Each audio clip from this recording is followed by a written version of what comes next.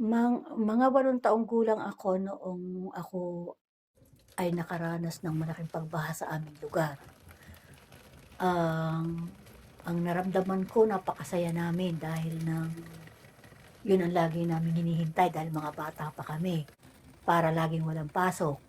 Lagi kami naglalaro, ta's lagi kami naglalamuyan, naggagawa ng mga balsada sa pamamagitan ng katawan ng saging. Hinahakot namin 'yan galing sa bundok papunta sa tubig. Masayang-masaya kami noon. Tapos ang lagi pa naming hinihintay ay yung bigay ng gobyerno, yung mga gatas, mga mga damit na galing ibang bansa. Yan ang lagi naming hinihintay. Masayang-masaya kami noon, ang panalangin namin lagi lalo may baha. Tapos ang padalawa ko o hindi ko makakalimutan ay noong ako'y mga 11 taong gulang. Ito ay mga December 26, Kapaskuhan yun eh. Nagpunta kami sa bahay ng kapatid ng aking ina para doon kami magdiriwang ng Pasko, kumain. Dahil sa aming lugar sa Pilipinas, 'pag Pasko, nagpupunta kami sa bahay-bahay para kumain, tapos mamasko. Hindi namin alam na may bagyo na o may darating na bagyo dahil ang tiya ko noon wala pang radyo. Ayos ang aming pamamasyal. Noong mga banda ng 3:00 ng hapon, December 26 noon, pauwi na kami sa aming bahay. Kasama ko ang aking kapatid na dalawa at saka yung dalawang kaibigan ng aking kapatid na mga edad 21.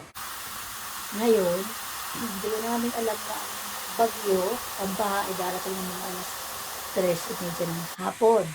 So, umuwi na kami, ang layo ng bahay namin, mga 2 oras. So, naglakad kami. Ngayon, biglang tumating ang tubig galing bundok.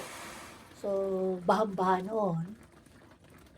Ngayon, yung kaibigan ng kapatid ko hindi marunong lumangoy dahil taga Batangas. Hindi sila nakakaranas ng baha. Noong bahang-baha na, lubog na ang aking mataas na sa akin, siguro mga 1 feet na yun, 2 feet, ganyan. Yung kaibigan ng kapatid ko ay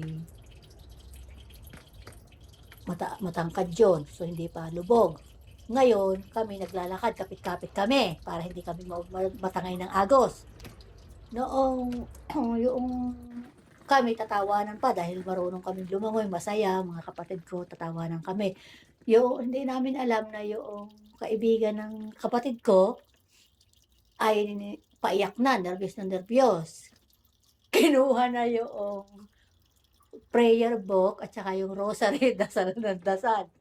So, sabi ko dun sa kapatid ko, sabihin mo, wag na siyang magdasal, malulunod siya. Mamaya na siya magdasal pag nakarating na sa iga. Kaya yun ang napakaganda, ang lakas ng baha noon, yun ang hindi ko makakalimutan. Na masaya dahil Pasko, tapos sama-sama kaming inabot ng baha sa gitna ng tubigan. Yun, tapos na.